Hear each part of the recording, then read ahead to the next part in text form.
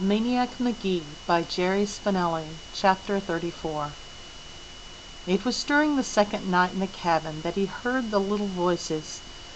They were not soldiers' voices. I'm going in this one. No, that one. That one's bigger. I'm tired. I'm stopping. You stupid meatball.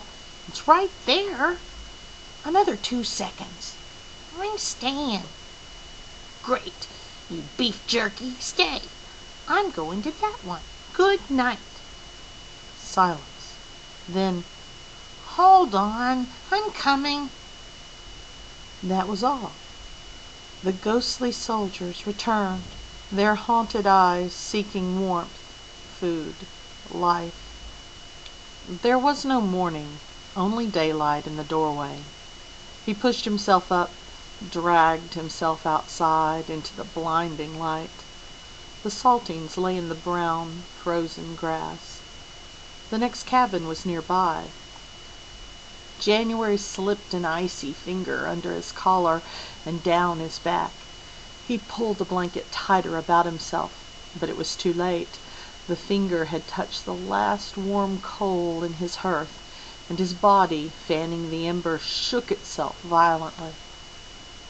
He walked to the next cabin, looked inside, and saw a body huddled in the corner. An eye opened, stared at him. Then in succession 3 more eyes opened. The body divided and became 2 little boys. Get a load of this meatball, said the one with the front tooth missing. He walks around with a blanket on him. Hey, meatball, why don't you bring your mattress along too? And your pillow too, screeched the other. Then Missing Tooth whipped off his woolen cap and smacked Screecher in the face. Screecher retaliated, and Maniac had to step back, while a 2-kid tornado swirled around the cabin.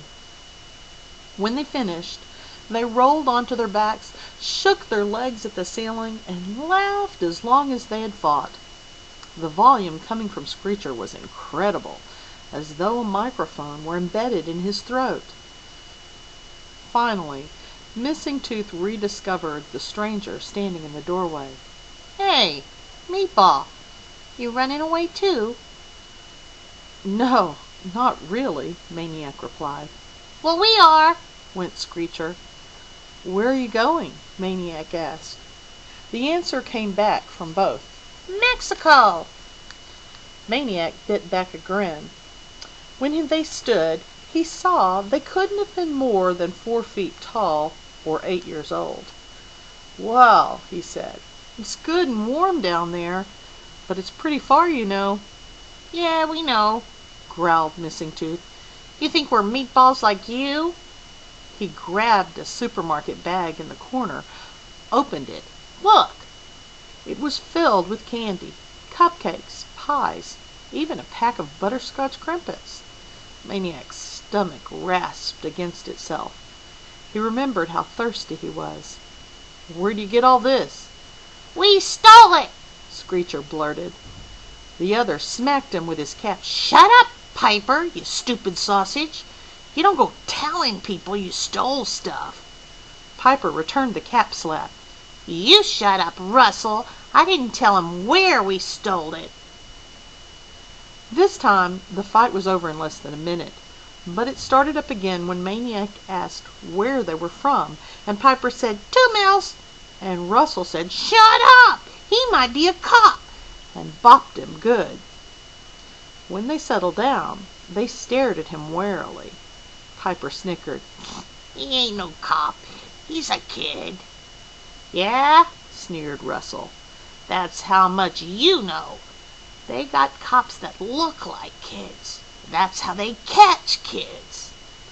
They stared at him some more. They moved in cautiously, one on either side. They opened his blanket. They patted him all over. What are we doing this for? Piper wanted to know. We're feeling for a gun, Russell explained. Oh! And after the patting, they backed off. So, said Russell. You ain't a cop? Not me, said Maniac. He moved in from the doorway. I'm and with only a moment's pause the story came to him. "A pizza delivery boy. We have a contest every week, and you two were chosen for a free pizza." The two gaped at each other. "We were?" "Yep, a large." "Where is it?" demanded Russell, glancing around. "At Cobble's Corner. You have 24 hours to claim your prize."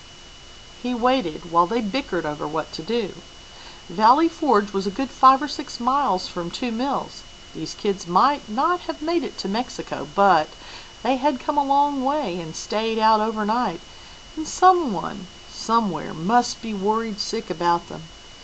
And he had a feeling they weren't kidding about stealing the food. He figured he'd better help them make up their minds. "You know," he said, "you're taking the long way to Mexico. If you come back to 2 mills with me, I'll show you a shortcut." That did it. Soon the 3 of them were trekking past the Washington Memorial Chapel, Russell and Piper with their bag, Maniac with his satchel. It was early afternoon when they walked into Cobble's Corner at Hector and Birch. Maniac produced his certificate for conquering Cobble's knot, and 20 minutes later the young runaways were attacking a large pizza with pepperoni. Maniac confined himself to 3 glasses of water and half a dozen crimpets. The boys agreed with Maniac that they ought to stay for the night in their own house before setting out for Mexico in the morning. They were barely a block from Cobble's when Maniac heard a familiar voice. Bellowing and barreling down the street was the fearsome fastballer, king of the Cobras, Big John McNabb himself, and he was roaring mad. Maniac might have taken off, but he found himself clung to and clutched by the 2 little urchins. They huddled behind him like babies on a possum's back, as Giant John came red-faced and huffing up to them. "Where you been?" he yelled. As Maniac considered what to say, the urchins peeped from behind him. "We was in no place, John. We was right here with this here kid. And he ain't no cop neither. We checked him out." For the first time, Giant John looked straight at Maniac. A smile crossed his face. "Wow, wow, the Frogman." The smile vanished. "So what are you doing with my